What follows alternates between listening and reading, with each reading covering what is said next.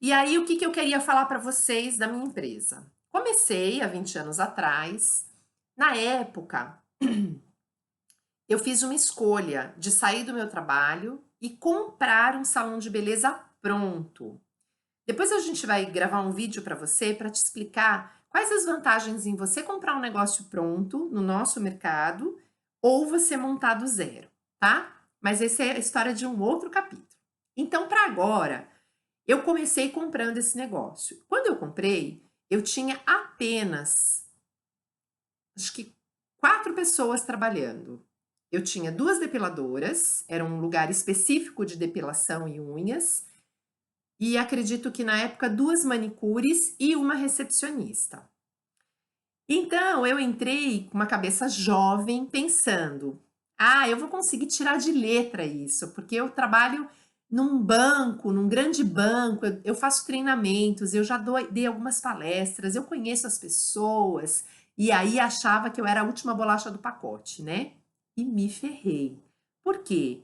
Porque trabalhar com autônomos, trabalhar com outro tipo de legislação que eu não conhecia, me fez comer muita terra pelo caminho. Mas o que eu consegui levar de bom da minha estrutura empresarial para o meu negócio quando eu comprei, foram realmente a implementação de regras, de disciplinas que não havia nesse mercado. Hoje eu tenho 20 profissionais na unha trabalhando comigo. E não é fácil gerir essas pessoas, né? Não por serem manicures, mas por serem pessoas. Então, o que que é importante que a gente saiba, né, para este mercado? Que não basta, muitas vezes, a gente ter uma experiência empresarial. Se a gente atrás, né, se a gente não souber o que a gente pode aproveitar dela. Então, é muito, muito, muito importante que você que queira entrar nesse mercado ou que está dentro dele, saiba exatamente o que você deve aproveitar ou não. Por quê? Porque muitos do mundo empresarial, por exemplo, se utilizam de um vocabulário, né, muito comercial, muito empresarial, business, networking, e palavras que muitas vezes muitas pessoas desse mercado nem conhecem. Então não adianta você entrar com esse tipo de comunicação, né, principalmente com o seu profissional. Não estou generalizando, mas estou dizendo de uma forma, né, de uma forma média, né. Então, o que que acontece? Eu tenho que pegar as coisas. Ah, outra coisa, antes de falar isso, eu lembrei uma coisa importante. As pessoas, muitas, acham assim: eu tenho uma experiência empresarial, eu vivia com muita regra na minha empresa era grande, era um saco, então agora eu quero ser o dono legal, eu vou ser bonzinho, na minha empresa vai ser tudo legal, vai ser, as pessoas vão adorar, eu vou pagar bem. Produção, põe um "quém, quém, quém, quém, quém". Por quê?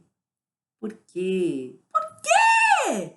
Pelo seguinte, toda a administração voltada para o paternalismo tende, não vou dizer ruir ou dar errado, porque senão seria quase como dizer que os pais administram mal seus filhos.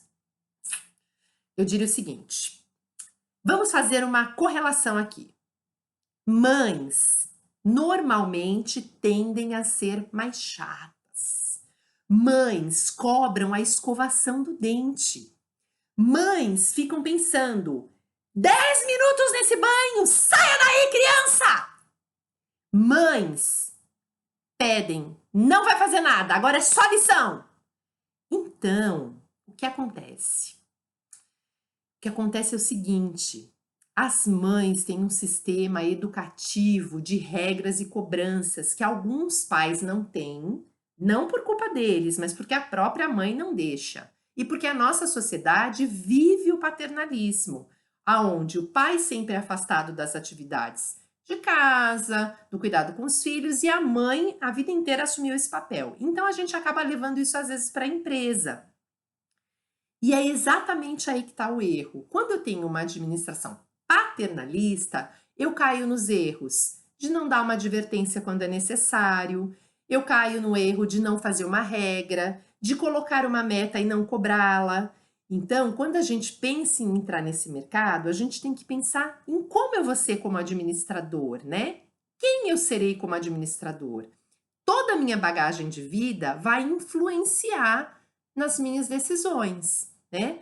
Por isso que a gente vê empresas em diferentes momentos evolutivos.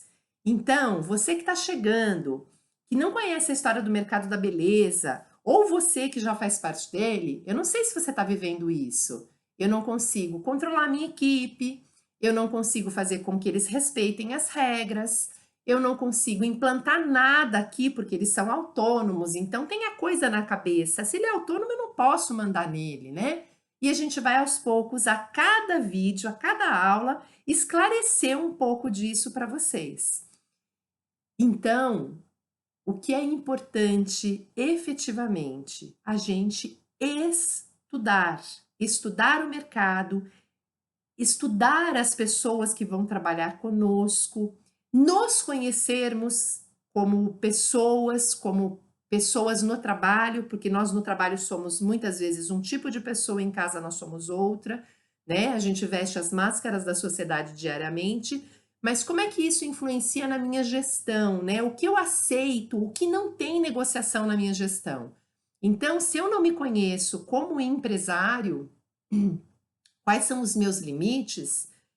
Quando acontecer o fato, né, o problema efetivo, eu vou ter grandes dificuldades de lidar com ele e muitas vezes eu vou meter o pé pelas mãos, ou por ajudar demais, ou por ajudar de menos, por fazer administrações muito rígidas, onde nada pode, onde não há conversa, onde não há negociação.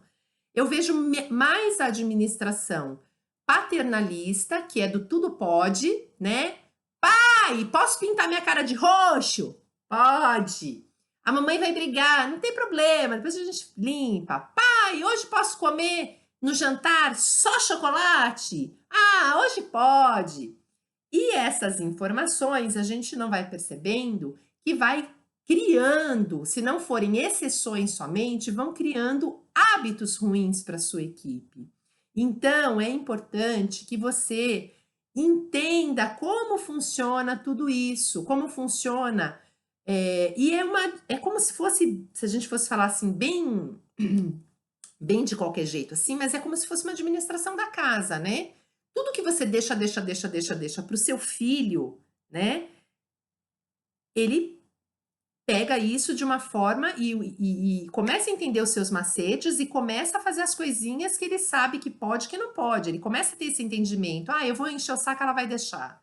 Eu vou bater o pé, vou chorar, mas eu vou me jogar no chão e ele vai falar, ok, então vai, porque eu tô cansada disso. E numa empresa, assim como na nossa casa, é claro, a gente tem que ter a regra. Tem que seguir o script, Daniela!